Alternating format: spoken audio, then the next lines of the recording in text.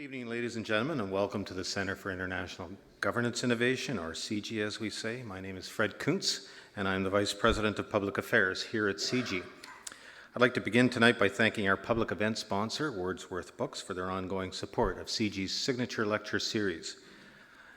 And I'd especially like to thank our event co-sponsor tonight, the Balsley School of International Affairs, for making this event possible. Welcome to those joining us from around the world through our live webcast. And following this evening's address, we welcome questions from both audiences at the microphones here at CG or through the live chat function if you're watching on screen. Please remember to state your name if you're asking a question and to keep the question brief. The question of the night is our system of global governance in crisis? Critics point to the failure of agreement on climate change, stalemates in World Trade Organization negotiations, and deadlocks at the UN Security Council, as well as failures at international financial institutions to avert the recent crisis. Tonight we have the privilege of hearing from John Ravenhill, newly appointed Director of the Balsley School of International Affairs, as he addresses this very question. Our introducer and our formal thanker this evening are from the two local universities, which are partners with CG in the Balsley School that Professor Ravenhill leads. The introducer, Doug Peers, is the Dean of Arts at the University of Waterloo, and prior to his appointment in July of this year, Doug was the Dean of Graduate Studies and the Associate Vice President Graduate at York University. He has also held senior administrative roles at the University of Calgary and at the Social Sciences and Humanities Research Council of Canada. And the vote of thanks later will be from Deb McClatchy, who is Vice President Academic and Provost at Wilfrid Laurier University, and she was previously Dean of Science at Laurier and Dean of Science, Applied Science and Engineering at the University of New Brunswick and St. John. So please join me in welcoming Doug Peers.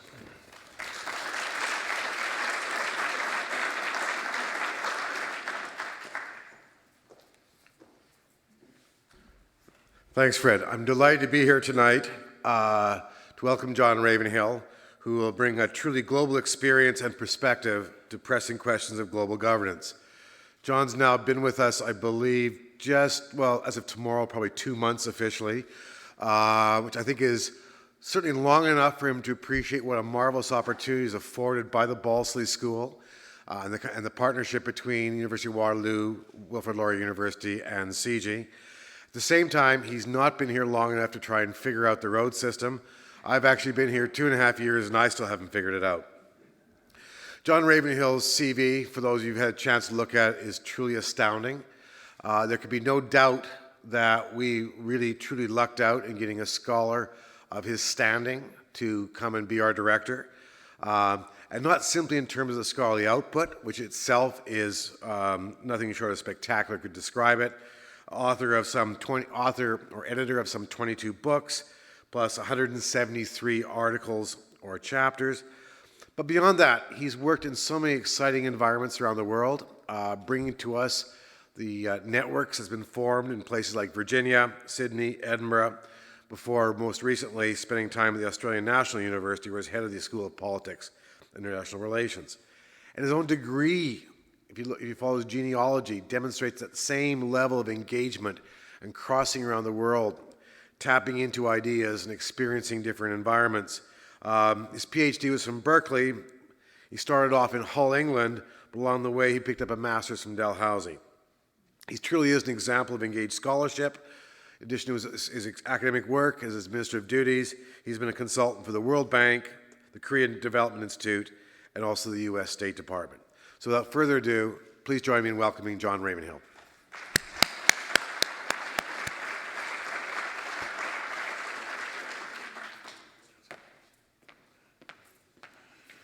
Well, thank you very much indeed, Doug, for that very kind introduction, and welcome everyone. I'm very grateful to you for coming out this evening. What I understand is sometimes referred to as mischief evening. Now, that's very tempting for anyone given the opportunity to have a podium here.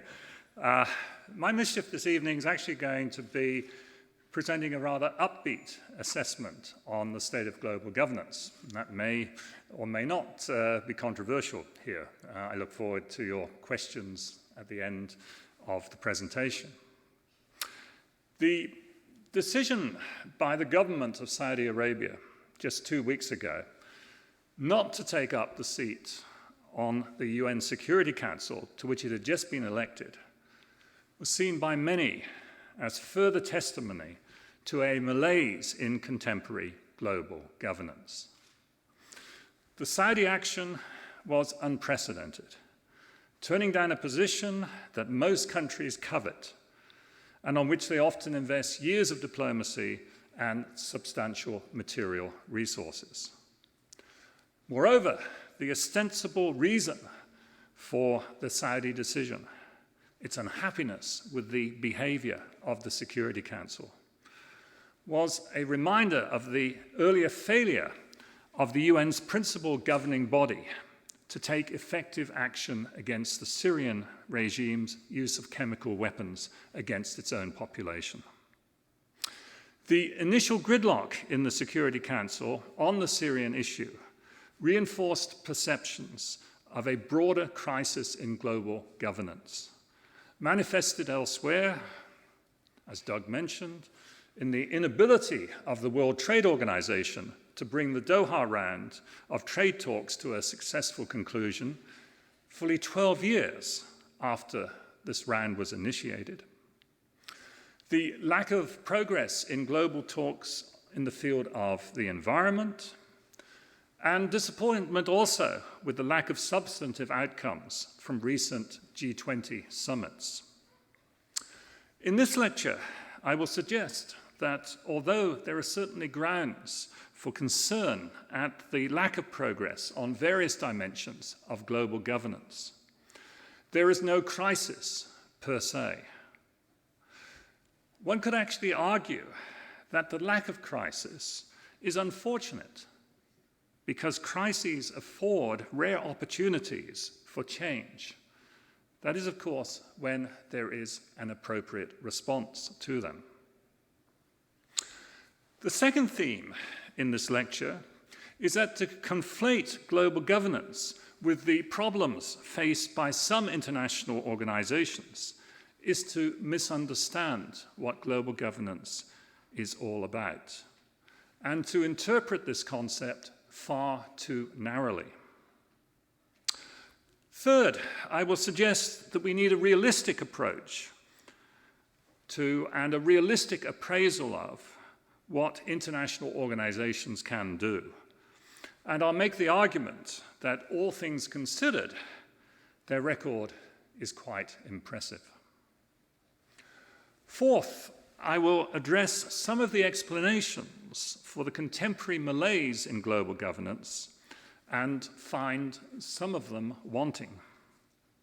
Fifth, I will make some modest suggestions as to how we might move forward towards overcoming some of the blockages to make progress in global governance. Before I begin, I should make it clear where I'm coming from.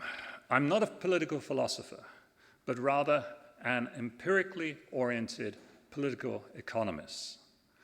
Thus, I've never found very helpful a great deal of writing on international organizations and global governance that rests on issuing imperatives. The international community must do this, must not do that.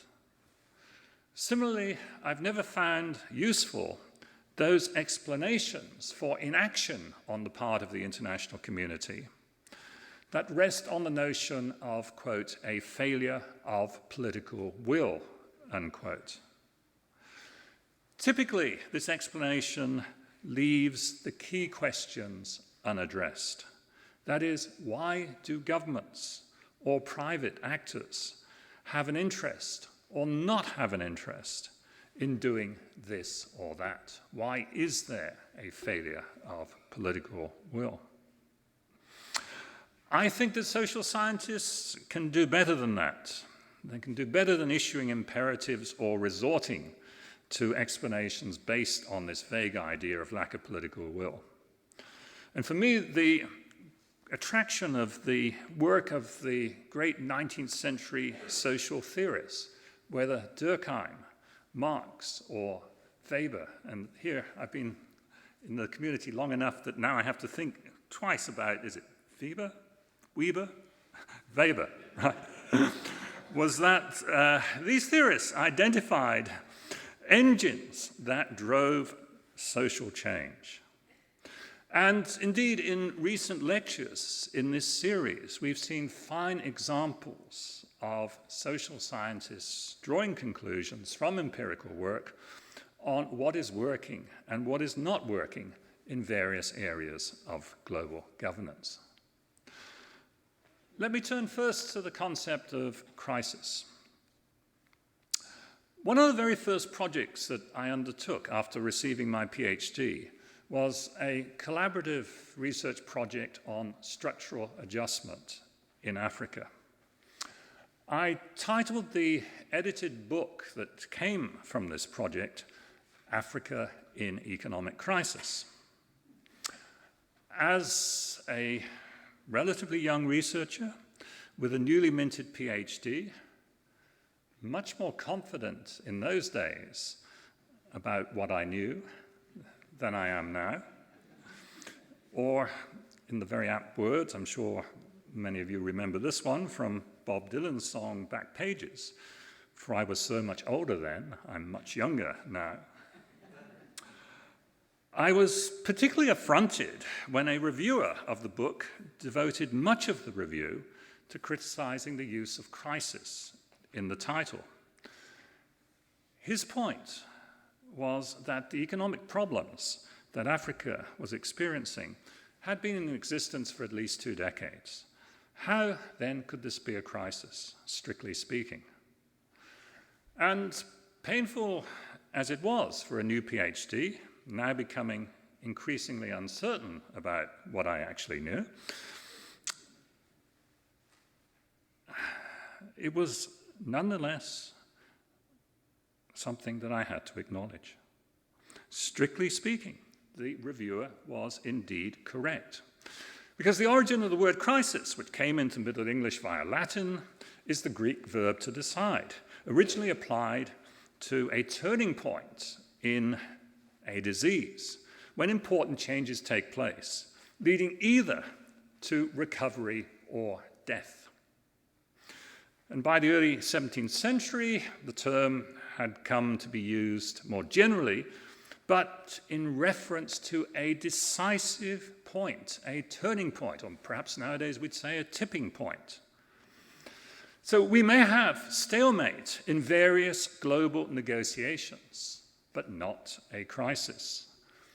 The protracted WTO, Doha Round negotiations, are not a crisis. They may be coming to a crisis in the next month when governments have to make a decision whether to pronounce the patient to be dead. Genuine crises can be advantageous in governance at all levels. Many institutions follow an evolutionary, a path-dependent trajectory that is only rarely sent into a radical new direction, whether positive or negative, by a genuine crisis, by a punctuation of equilibrium, as it is sometimes expressed in the political science literature. Crises afford the opportunity for creative leadership, for the introduction of new ideas. The global financial crisis was indeed a genuine crisis and generated creative decision-making, the establishment of new institutions in global governance, and the adaptation of others. The severity of the challenge was such that governments perceived it to be in their interests to bring about fundamental changes in global economic governance. And this leads me to my second point, to need to be clear about what we actually understand by global governance. The concept of global governance is a relatively recent one. The credit for its introduction is arguably due to the late Jim Rosenow. Governance in its broadest sense refers to the making and implementation of rules and the exercise of power in a given domain. Writing at a time when theories of international relations were preoccupied with the consequences of the growth of interdependence, Jim Rosenow argued that global governance was emerging as a consequence of the recognition of the need for new forms of governance in a world characterized by economic integration, but nonetheless a world that lacked an overarching political authority. Global governance, then, does not necessarily require the presence of an international organization, a body with headquarters, with concrete floors, with a permanent secretariat, etc. And it need not imply an arrangement that is dominated by states. Global governance can be, and indeed is increasingly being carried out in some domains by private sector actors. So even if we want to conclude that the performance of some international organizations is disappointing, this is not the only basis by which global governance should be judged, a point I'll return to later in this lecture. The concept of global governance from the early 1990s onwards quickly gained traction, first through the establishment of the Commission on Global Governance in 1992, and then not least through the creation in 1995 of the journal Global Governance from the Academic Council on the United Nations System, whose secretariat we are delighted to house within the Balsillie School. And over the years, it's become one of the most significant IR journals in the field. In evaluating the performance of global governance, we need to remember what a radical departure the whole idea was. For 3 centuries after the Treaty of Westphalia, the principles that states enjoyed unqualified sovereignty, that is, if they had the military prowess to defend their borders, this principle was unchallenged. Before 1945, although we saw the emergence of some effective international organizations with limited functional competency, such as the Universal Postal Union, there really was very little intrusion on the sovereignty of states from global bodies. So our expectations of what international organizations and global governance more generally might achieve should be set in this historical context. The world remains one in which states pursue their interests as they perceive them, without any overarching authority. We may, in the words of one renowned international relations theorist, Hedley Bull, we may have elements of an international society in place where states perceive that they have some interests and values in common and consequently have agreed to be bound by a common set of rules. Nonetheless, it is still an anarchical society. Moreover, where international organizations have emerged, these are overwhelmingly intergovernmental in their structure. That is, their rules and procedures are set by their member states. That is, national states, of course. To be sure, creative leaders and secretariats can create some autonomy for themselves, free themselves to an extent from the shackles imposed by their members. And the study of how they do this and debates on the extent of their success makes for a fascinating literature in the field of international relations. But the scope that leaders and secretariats have to create such autonomy is limited. Given the control that member states exercise over international organizations through their executive boards and other bodies on which national states are represented, it is questionable whether it is appropriate in many instances to blame an international organization itself for the policies it pursues. Rather, it's more accurate to place blame on its principal stakeholders and the institutional structures that enable them to dictate policies. The other side of this coin is that one must be careful in attributing success to international organizations when success may owe much to the activities of individual countries, with the international organization itself serving primarily as a forum for the exchange of ideas and/or as a mechanism for coordinating national actions. Nonetheless, international organizations, not least those within the UN family, have made a difference.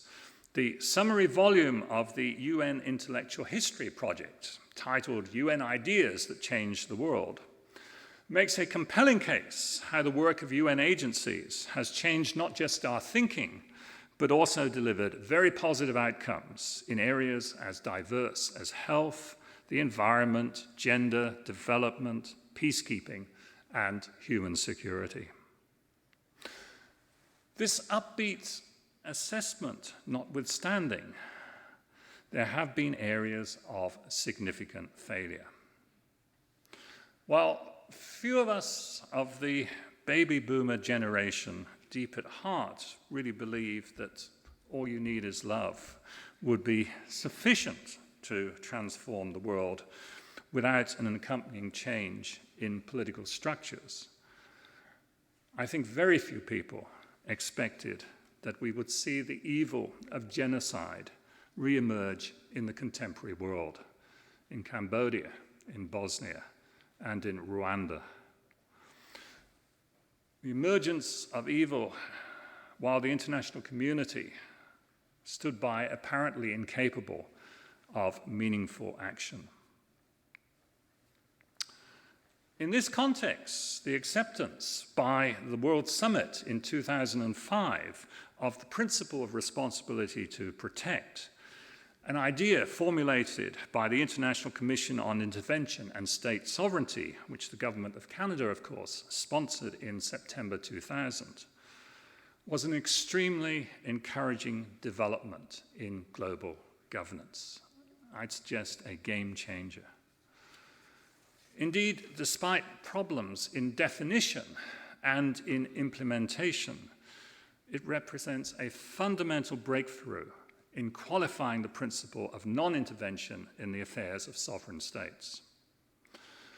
In the words of a newly released CG Junior Fellows Policy Brief, and these are produced by students in the master's programs in the Balsillie School and very kindly published by our partners at CG. I commend these to you. They're all on the CG website. In the words of one of these papers, there has been a, quote, cascading consensus, unquote, in support of responsibility to protect. And while, quote, prevention or protection will never be perfect endeavors, perfect should not be the enemy of good, unquote. In my own area of research, which is mainly on global trade, the World Trade Organization has proved to be one of the most effective of international organizations. Now you might reasonably ask, how can I possibly justify this conclusion when all that comes to many people's minds in thinking about the WTO is the anti-globalization protests that have accompanied many of the recent WTO ministerial meetings, and its continued failure to bring the Doha Round of negotiations to a successful conclusion? Well, I'd suggest several issues are pertinent here. First, I'd point to the radically different experience with global trade in the aftermath of the global financial crisis of 2008 to 2009, compared with the experience of the 1930s after the great crash of 1929. The immediate downturn in trade in 2008 to 2009 was actually greater than in the early part of the 1930s, with total world trade falling by as much as 20% in the 12 months after April 2008. But global trade quickly bounced back so that by the third quarter of 2010, it had surpassed its previous peak. Given the economic difficulties that countries were facing, this was a remarkable turnaround and completely in contrast to the experience of the 1930s, when global trade did not pick up, and of course, the economic problems that this contributed to in themselves created some of the political instability that led to the Second World War. To be sure, various factors were significant here beyond the activities of the WTO itself. National stimulus programs, the Group of 20 pledge on avoiding protectionist action, for instance. But one should not deny the contribution of the World Trade Organization itself. The socialization of countries into the norms of the institution. The monitoring program on trade responses to the global financial crisis that the WTO put in place. And the existence of legally binding dispute settlement mechanisms, something that was completely absent in the interwar years. The fact that the WTO is based on hard law, on detailed treaties that members must adhere to, is, I'd suggest, a big plus, an advantage that it has over many other international organizations. An exclusive focus on stalemate in what one might term the legislative side of WTO activities, that is, the trade negotiation rounds, ignores many of the other areas where the WTO has made significant progress over the last 2 decades, particularly its judicial activities through the dispute settlement mechanisms.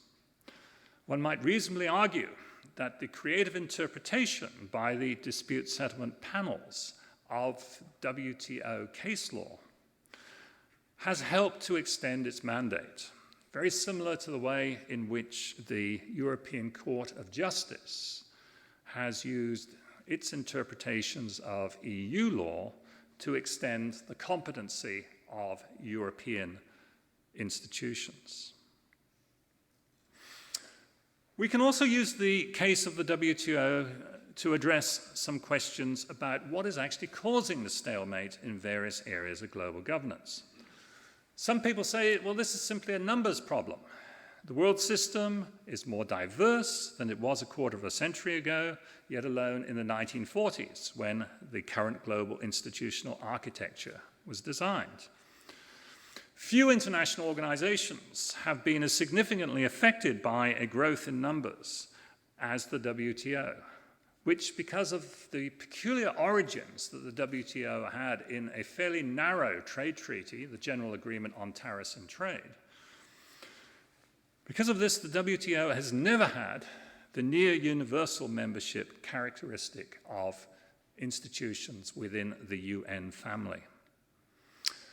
Fully 32 countries have joined the WTO since its establishment in 1995, and this was the last of the successful rounds of trade negotiations that the WTO conducted. So that the WTO's membership has been increased by nearly a quarter since its foundation, to a total now of 159, as opposed to the UN organizations, which typically have in the mid-190s membership. To argue, however, that the principal problem preventing agreement within the WTO is one of numbers really misunderstands how it and many other international organizations actually operate. Although the WTO, unlike the World Bank and the International Monetary Fund, has a system of one state, one vote, and operates on the principle of decision-making through consensus, in reality, it has been governed through a process of what international relations scholars refer to as minilateralism, a process where a relatively small group of key states have effectively made the decisions.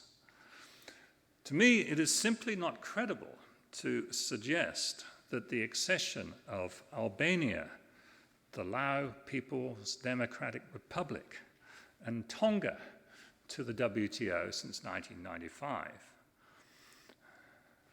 that this is the reason why the current round of global trade talks is completely deadlocked. Rather, what is critical in understanding gridlock within the WTO is that the composition of the group of states that are a key part of the minilateral process has changed, in particular with the rise of the so-called BRICs: Brazil, Russia, India, China. For me, the key question for the immediate future of the WTO, and indeed for other international organizations, is whether the opposition that some of the BRICs are mounting to some of the proposals on the international agenda is in fact interest-based or principle-based. That is, whether it is primarily a distributional matter. These states, like others, are simply pursuing their national interests and trying to maximize the deal that they can get, or whether it is principle-based in that they are fundamentally opposed to the norms and values of the particular institution or of current forms of global governance more generally. Although there have been cases, undoubtedly, where the BRICs have held negotiations hostage to score broader foreign policy points, they're certainly not unique in doing this. And generally, I've found the behavior of the BRICs in the trade regime to be one of responsible stakeholders pursuing national interests, rather than one of countries that are opposed to the principal norms of the international system.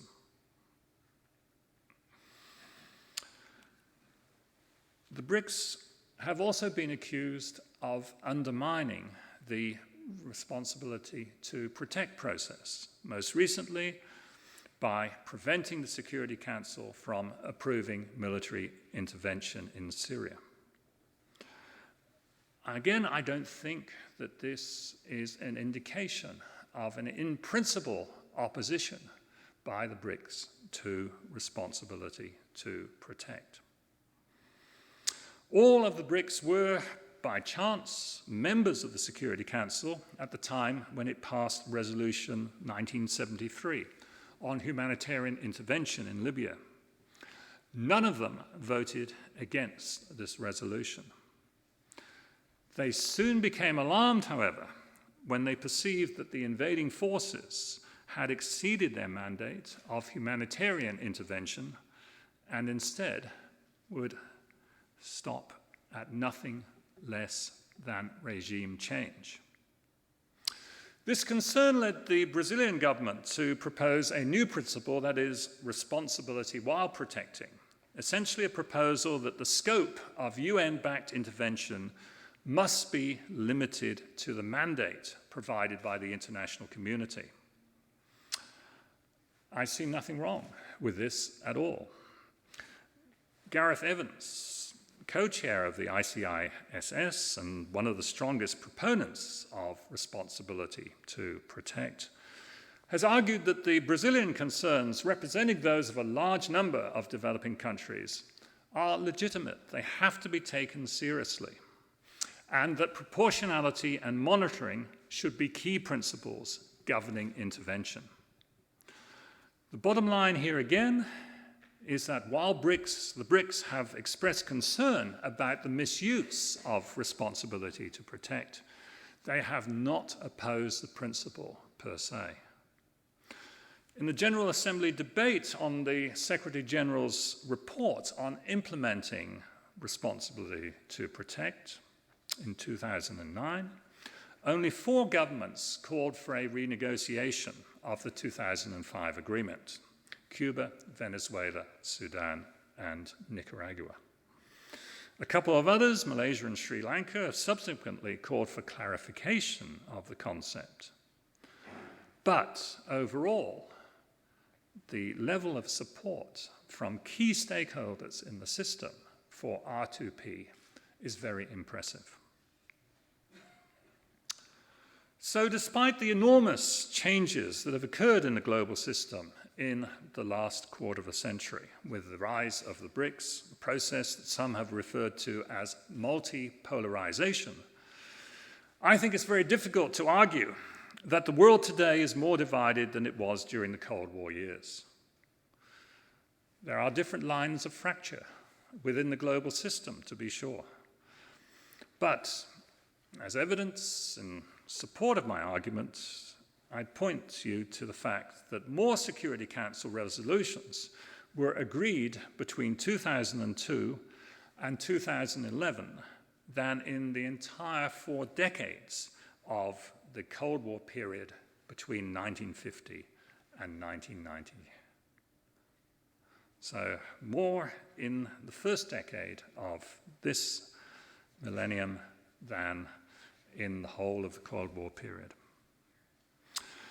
Interest-based disputes can certainly generate gridlock in international negotiations, but their implications, from anyone with any enthusiasm for global governance, are far less worrying than if systemically significant states are opposed in principle to the underlying norms of the contemporary system.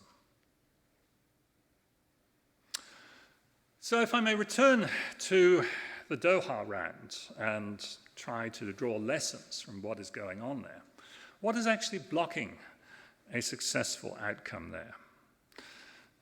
Negotiations that have been likened to, quote, watching paint that never dries, unquote. What are the broader implications from this stalemate? Well, first off, a large part of the problem has been the failure of the United States to play a leadership role. Washington has frequently been an obstacle to progress in the Doha round, primarily because of agricultural issues. And again, it's really rather unclear to many people why agriculture has figured so prominently in these negotiations, given that trade in agricultural products today comprises only 7% of world trade. Some would see that what has happened in the trade field is part of a broader abandoning by the United States of a responsible leadership role, a reflection that key domestic constituencies no longer perceive the benefits of the United States expending scarce resources to lead the global system. A second set of problems has arisen from European insistence on broadening the trade agenda by linking it to environmental and labor concerns. Now, while in principle such linkages might not be a bad thing, most trade negotiators believe that the prospects for a successful outcome are undermined when the topics under negotiation are expanded to those that are primarily the responsibility of other international agencies, such as the International Labour Organization. Keeping the agenda focused has also been a challenge for the Group of 20, a challenge that it has failed to meet successfully in recent years. A third factor in the failure was the perception by developing countries that their interests had been relatively neglected in previous rounds of trade talks. Talks and outcomes which forced them to make the bulk of concessions while receiving relatively little in return. Now, this raises a broader set of issues back to what I had earlier suggested had made for effectiveness in trade negotiations, the fact that many countries, and this of course was primarily the developing countries, were largely excluded from key areas of the negotiations. So we have a classic trade-off here between, on the one hand, apparent effectiveness in negotiation and legitimacy of the outcome. A trade-off that has come back to haunt the WTO in its current round of negotiations. A fourth factor in the failure has been the conduct of the negotiations as a, to use WTO speak, quote, single undertaking, unquote. That is a complete and complex package in which nothing is agreed until everything is agreed. Now, the idea of package deals has long been attractive to students of international relations. And it's certainly something that was very much part of the training that I had as a graduate student. The logic being that if you have a package, then the longer the list of items being negotiated, the more chance that all parties will have an opportunity to gain, and the greater the prospects for trade-offs. I'll give you access to my market for financial services if you stop subsidizing your cotton growers. The interests of more domestic constituencies can be satisfied.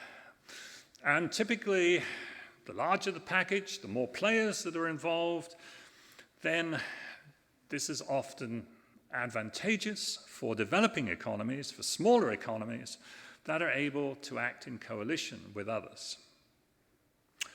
But the experience in the Doha round and in climate change negotiations, as some of us heard from Mike Hulme last week, has cast doubt on this conventional wisdom. We have seen instances in the latest trade negotiations where agreements that have been reached in one area, for instance, trade facilitation, have been held up because of disputes in other areas, such as agricultural trade. So going for an entire package has meant that nothing has been agreed. So the practice of issue linkage, which theorists of international negotiations used to see as beneficial, is not serving contemporary international negotiations well. The implication here is that one way forward in international negotiations is to break them up into smaller sets of talks, each with a narrower focus. And of course, to concentrate initially on those areas where a priori it appears that agreement is most likely. A complementary approach is to limit the number of states involved in a set of negotiations to those that have expressed an interest in moving forward on specific issues. This is an approach that produces what is sometimes referred to as a variable geometry of negotiations, or sometimes without too much care about historical analogies, to coalitions of the willing. The participants in talks will vary from one issue to another. The expectation is that the pathfinders, those wanting to move forward, will constitute a critical mass if this particular issue is to be negotiated successfully. They will be able to move forward. Others will then come to the party, either because they're persuaded that the agreement reached is worthwhile, something in it, or they fear that non-participants will be discriminated against. Now, one example, contemporary example of this approach in the trade sphere is the current negotiations for a trade in services agreement that began in 2012. These negotiations, initially among 23 WTO members, are being held in Geneva, the home of the WTO, but not within the WTO itself. The idea being, well, let's get the trade negotiators who are Geneva-based together, and then maybe others will come on board. Proponents of this approach to negotiations felt vindicated when China announced last month that it wanted to participate. And China's rethink on participation, I'd suggest, provides further support for my earlier argument that it and other of the major developing countries are not opposed to the fundamental norms of the current system. Both of these approaches of limiting the issues, of limiting the numbers, are a logical response to the argument that despite all the rhetoric about globalization and interdependence, there are actually relatively few global problems that cannot be broken down into components that are not global. Unilateral or plurilateral agreements, as they are sometimes called, bring us back, however, to a classic dilemma in international negotiations: the potential divergence between the effectiveness of the negotiating process on the one hand and the legitimacy of outcomes on the other. Is there any way of reconciling these two principles? One possible approach in the context of global environmental negotiations has been suggested by a former colleague of mine, Robin Eckersley. She suggests that negotiations should involve a combination of the most capable, the most responsible, and the most vulnerable. The most capable, the most responsible, and the most vulnerable. But this useful suggestion poses its own challenges. Can an agreement be reached on the criteria for defining these categories? And can subsequent agreement then be reached on who will represent, for instance, the most vulnerable? At the very beginning of this lecture, I cautioned about conflating the performance of global governance with that of international organizations. And yet I spent most of my time talking about international organizations. Well, let me try to rectify that a little bit by turning to private global governance. We are, in fact, seeing an ever greater reliance on private global governance. Many economic activities today are governed by transnational private rules. These rules are set by a range of non-governmental bodies, industry associations, NGOs, networks of firms, technical experts, groups of activists. Such agreements are by no means novel, but they have become increasingly pervasive for a number of reasons. First off, because of greater interconnectedness, openness, and the freeing up of trade and investment. Then there is much greater economic interdependence than ever before. Take, for instance, the food supply chain in the United States. Traditionally, of course, the United States has been among the most self-sufficient of countries, but now it imports 60% of its consumption of fruit and vegetables. So some form of transnational monitoring of the supply chain is necessary to ensure quality control. A second factor is that governments have simply been slow to reach agreement, as we've seen in the trade talks, for instance. A third factor is that governments and private sector actors alike acknowledge that the private sector often has the technical competence needed to craft the rules in the area which needs to be regulated. This acknowledgement has been increasingly reflected, particularly within the European Union, in governments delegating the setting of standards to private sector bodies, sometimes after setting the broad principles that inform the regulatory framework. Prima facie, such an approach is attractive. One might reasonably assume that agreements are relatively easy to negotiate amongst private sector actors. They will involve relatively few players, all with a keen interest in the outcome.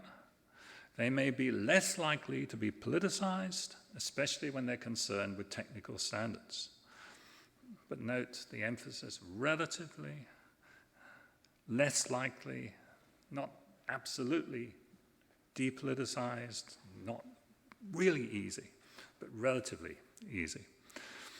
They may be more flexible than intergovernmental arrangements, since they don't need the approval of national legislatures for treaty changes, for instance. But attractive as private arrangements for global governance may be, they also have their own potential drawbacks. First, the problem of regulatory agencies being captured by those interests that they are supposed to regulate is not unique to governmental bodies. We saw the dangers of relying on private sector regulation in the global financial crisis when the ratings agencies that previously sold their assessment of financial instruments to investors were now being paid handsomely by those financial institutions whose products they were supposed to regulate. Secondly, asymmetries in the power of the various parties may be even greater in negotiations among private actors than among states.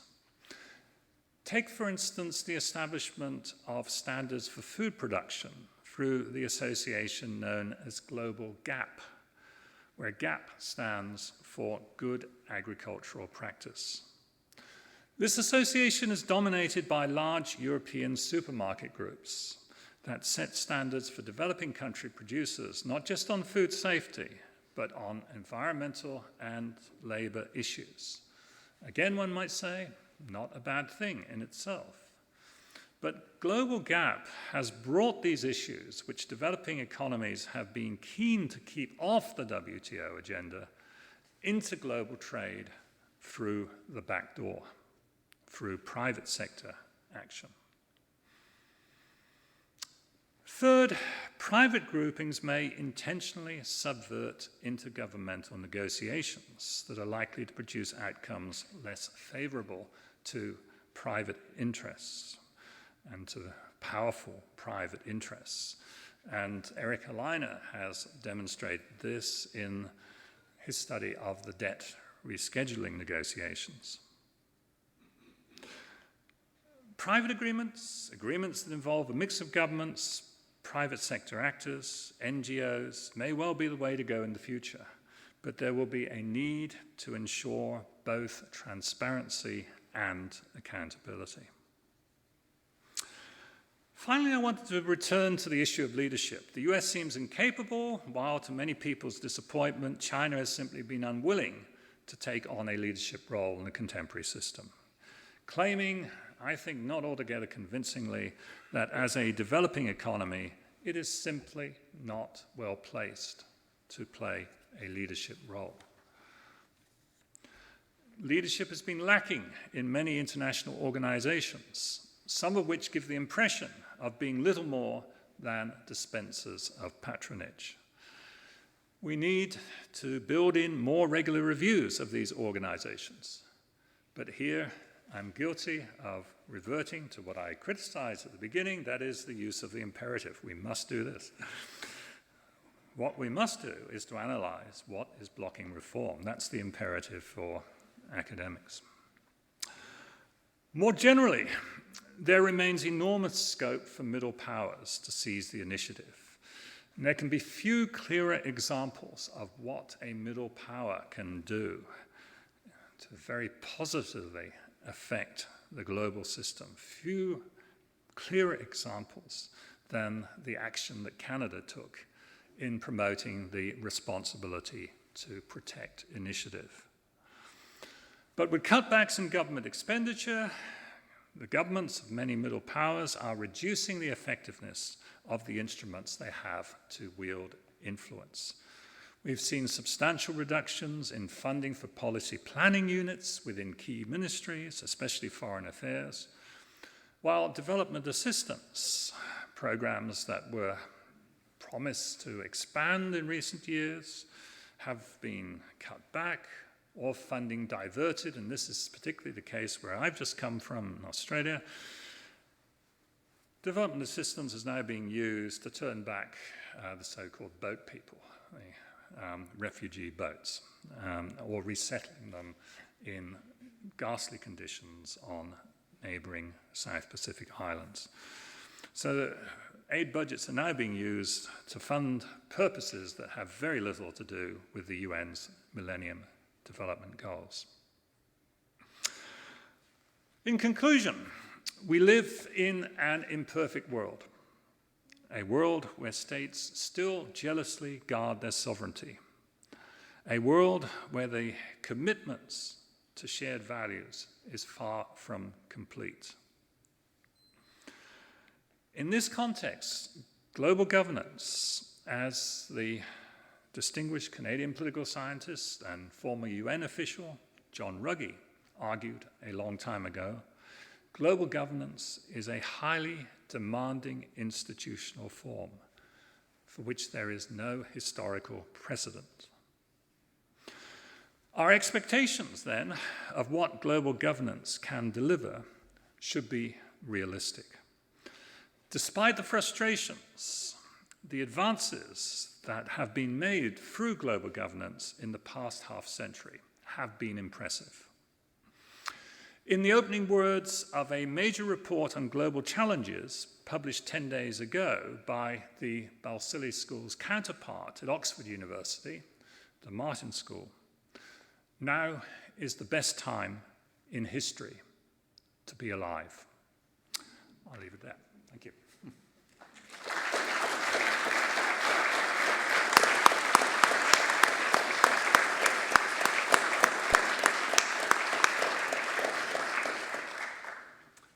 Thank you very much. I've been asked to moderate my own question and answer period, which is maybe asking for more mischief. So I will be very happy to take questions.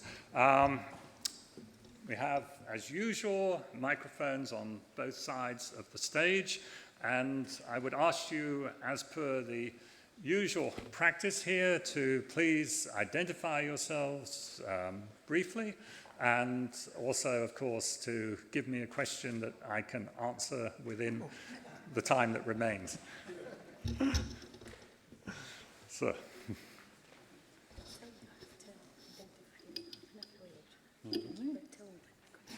Okay, I'm Gordon McBain. I'm a professor at Western University, that place down the road. I'm also the president-elect of something called the International Council for Science, which is a non-governmental international organization. I wonder if you could comment on, since we're looking for, let's say, ways we could play a role, whether you see the role. You talked about non-governmental organizations primarily from ones that had business partners, but I guess I see the role of science playing a role, at least internationally, which we unfortunately don't seem to be able to play a role nationally in this country at this time, to show my bias. But anyway, I'm supposed to not do that. Anyway, any comments would be appreciated. Thank you. Okay, thank you. Yes, I mean, NGOs are absolutely crucial and very often very positive actors in the contemporary system of global governance. They bring expertise. They often have the opportunity, the time to do those sorts of longer-term studies that governments, it seems, are incapable of funding at the present time within their own organizations. They bring networks of people together. In doing so, they often produce a change of ideas, a new consensus. So I'm a great fan of the work of NGOs in general and think that they're absolutely central to the future of global governance in all of those ways. I'm not going to comment on Canadian policy. I have only been here 2 months, so I'm happy to say all sorts of nasty things about Australian policy, especially since I'm unlikely to be heard in Australia at the present time. But Okay, thank you. okay, thanks. Name?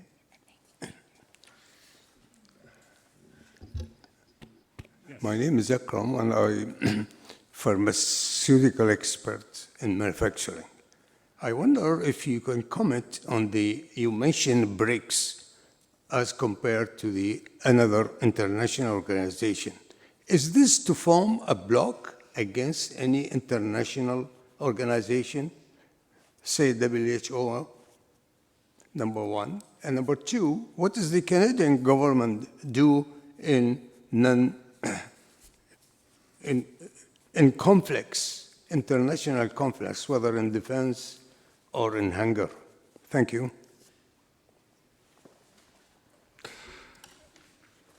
Okay, I'm certainly going to sidestep any questions on Canada. As I say, my relatively brief experience here is such that I'm still on a very steep learning curve on what Canadian government policies are in various areas, not least higher education. So I'm going to focus on your first question about the BRICS. And I think the answer to that is it's really too early to tell. I mean, as most people know, the idea of the BRICS came about through the creative thought of an investment banker who identified these countries as the ones that were going to grow most rapidly in the next decade and 2 decades. Since then, of course, some of the countries have fallen on relatively hard times. Growth rates in Brazil and in India have declined substantially in the last couple of years, and so some of these original projections about the role of the BRICS 25 years from now, I think, are looking decidedly shaky. This is a very interesting case, though, where you have a concept from an investment banker taking off as an intergovernmental organization, because the BRICS, of course, now have their own summit. They have been talking and, in principle, have agreed to establish a BRICS development bank. Whether or not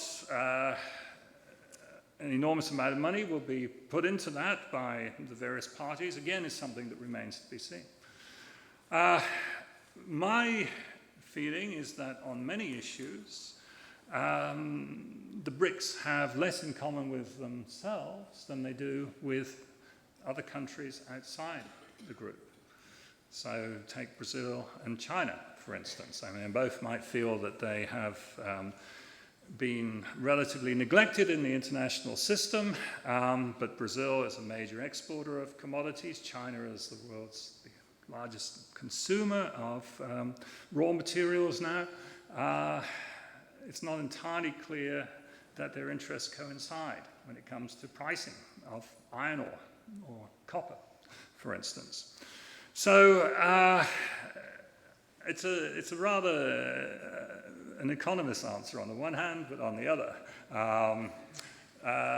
Yes, I mean, it's fascinating the way in which this group has come together and has taken off. But if one looks in, for instance, the G20, I don't get much sense of the BRICS acting together there on many issues. You see India acting with other countries on issues such as money laundering, for instance. Brazil has its own interests with Australia on raw materials exports. And so I'm yet to be convinced that they are going to be a cohesive group in the long term in the global economy.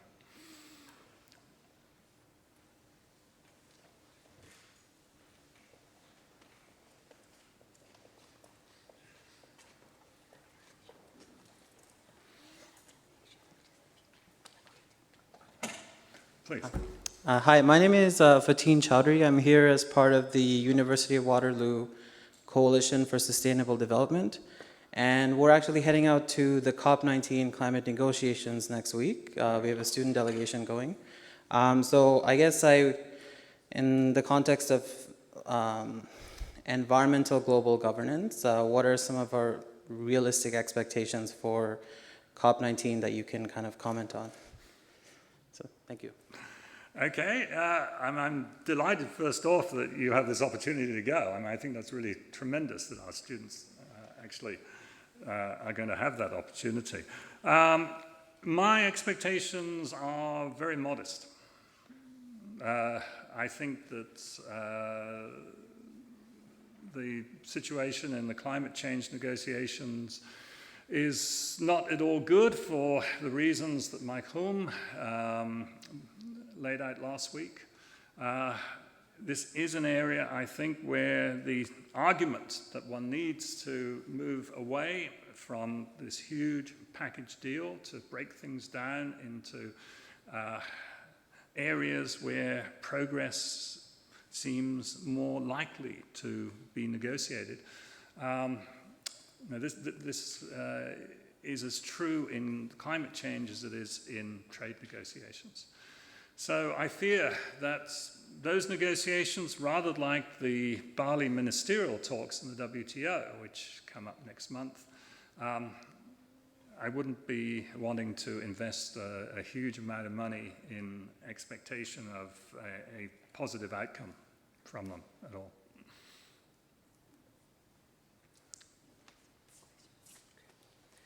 Good evening. My name is Ian Darling. I'm a journalist and author. I spend a lot of my time interviewing people in the United States. I just wondered if you take a few moments to elaborate your ideas about the American system and the American people right now. Do you see the divisions in the United States giving that country greater problems working with the rest of the world in the years to come? Absolutely, I do. I think for friends of the United States, what is going on there in terms of congressional gridlock and the way in which that is impacting the capacity of the United States to operate internationally is very distressing. And from a foreign policy perspective, of course, the whole problem with the closing down of the US government, failure to reach agreement on an extension of financing for the US government over the last couple of weeks prevented President Obama from attending important meetings in Asia, the APEC meeting, and then a number of bilateral meetings that he was scheduled to make. It wasn't unusual reading the press from around the region to see comments about, well, why is the United States ignoring the region? And of course, this happened at a time when you had high-level Chinese leaders visiting the region. And the contrast between the two reflected very poorly on the United States and its capacity to act. I find problems also in trade negotiations. If one looks at the Trans-Pacific Partnership negotiations, the major negotiations that are going on around the Asia-Pacific region, to which, of course, Canada is a party, the difficulty in getting anything through Congress may well derail these negotiations altogether, because Congress has yet to give President Obama trade negotiations authority. And without this, it means that any trade agreement that is negotiated is subject to line-by-line negotiation with Congress. I don't think any trade partner with the United States is going to be willing to sign up for an agreement on these terms. If you don't have the Trade Promotion Authority, which enables the legislation to go through on a up or down vote in Congress, then there's no certainty for any trade partner. So, once again, you have the problems of domestic politics and domestic gridlock within the United States affecting a key area of US foreign policy. Thank you. Yeah. There's an online question. How do I see China-US relations in the near future, and what challenges, opportunities does this relationship present for global governance? Well, probably it's the $64,000 question in terms of the future of the international system. The relations between the two powers. And I would hesitate to try and crystal ball gaze on this. What I would do from a political scientist point of view is make a number of observations. I mean, the first is that the process of power transition historically has been one of the most dangerous times in the international system. It's seldom been managed effectively. And the reason, of course, is often that the dominant power simply isn't willing to give the sorts of responsibilities to the rising power that the rising power wants to see. The history of US-China relations over the last 20 years, in some ways, it's been, I think, quite positive.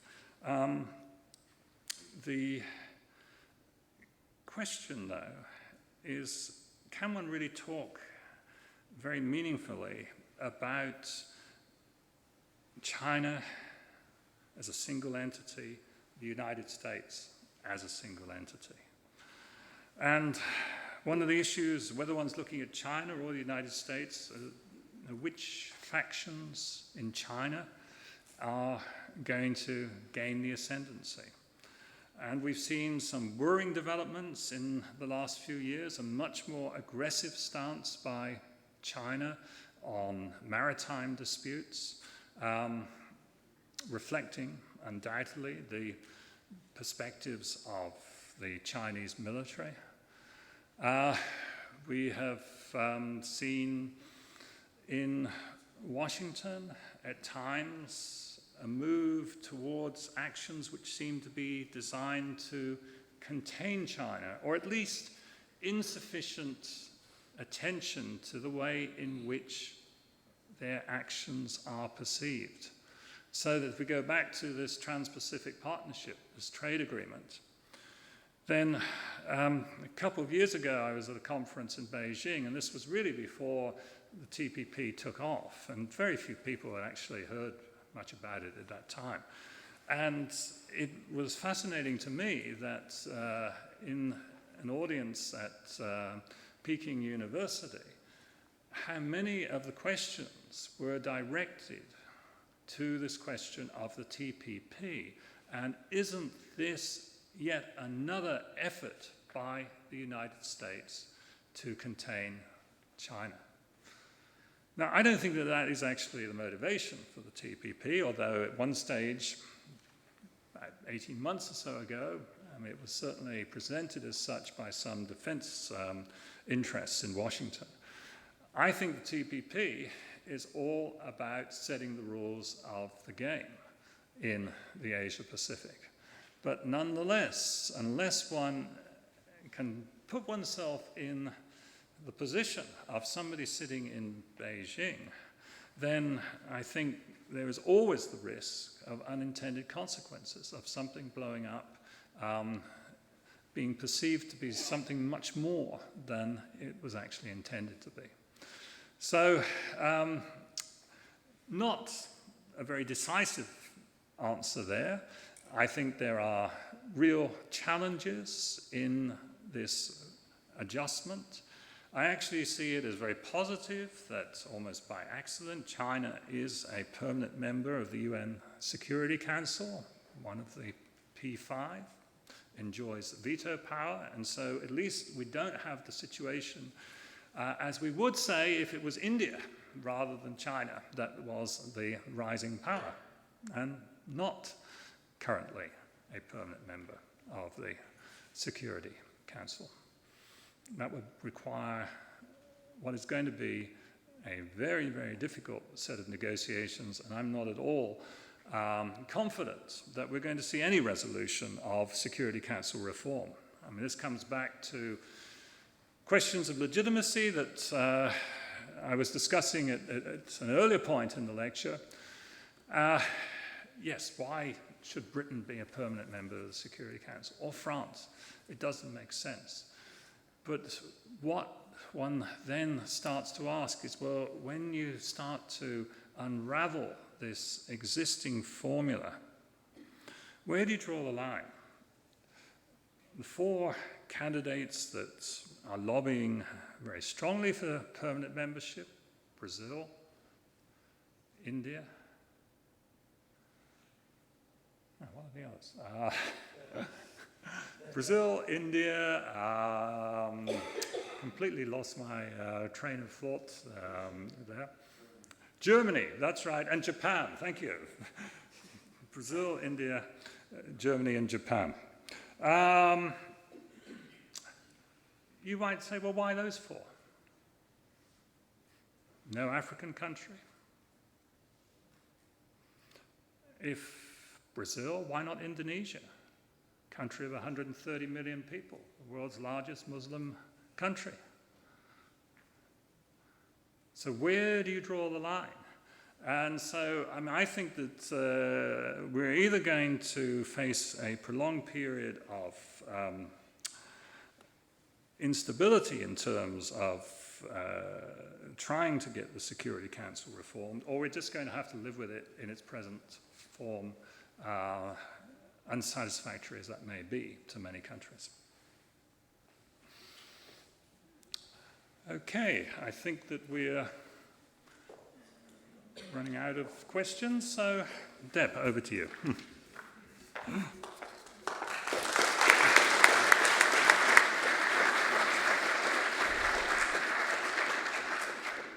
John, I'd like to thank you on behalf of the audience that's here and everyone online, and of course the Balsillie School of International Affairs and its constituent partners, University of Waterloo, Wilfrid Laurier University, and our host, CG, for that engaging presentation, I think very thought-provoking.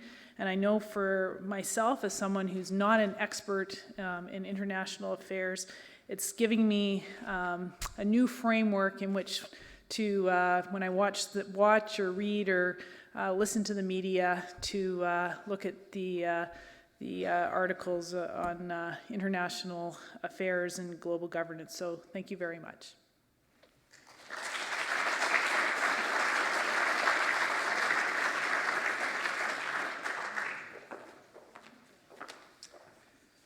Yes, thank you, John, and thank you to Doug Pearce and Deb McClatchy for taking part tonight. You know, the Balsillie School is a unique school of international affairs, and it's well positioned to, in fact, be an exceptional school of international affairs due to its partnership with a think tank, but also and especially in the academic side and the curriculum and the faculty and the amazing caliber of students that it's attracting from around the world. These two, and in particular, these two exceptional universities, which, you know, watch Maclean's tomorrow, you'll see the new rankings coming out, and I have no doubt that Laurier and Waterloo will once again shine brightly in the Canadian academic constellation. So the Balsillie School benefits from all of these things, but I think now it also benefits from the leadership of John Ravenhill, and we look forward to seeing all the developments in the years to come with this excellent and preeminent scholar at the helm. So I just want to add that an edited video of this evening's live webcast will be posted to the CG website, and we'll also post a blog about this event where you can add your own comments. Our next two events in the CG Auditorium next week on Thursday, November 7th, CG and the Balsillie School jointly present a lecture by Sergei Khrushchev, son of former Soviet leader Nikita Khrushchev.